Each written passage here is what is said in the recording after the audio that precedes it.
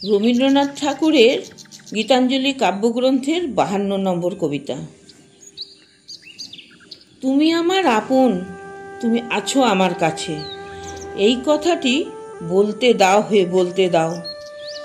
তোমার মাঝে মোর জীবনের সব আনন্দ আছে, এই কথাটি বলতে দাও হে বলতে দাও। আমায় দাও সুমধুর সুর, আমার বাণী করো সুমধুর, আমার প্রিয়তম তুমি, এই কথাটি বলতে দাও হে বলতে দাও। এই নিখিল আকাশ ধরা, এই যে তোমায় দিয়ে ভরা, আমার হৃদয় হতে এই কথাটি বলতে দাও হে বলতে দাও। দুঃখী জেনেই কাছে আসো, ছোট বলেই ভালোবাসো, আমার ছোট মুখে এই কথাটি বলতে দাও হে বলতে দাও। আমার ছোট মুখে এই কথাটি বলতে দাও হে বলতে দাও।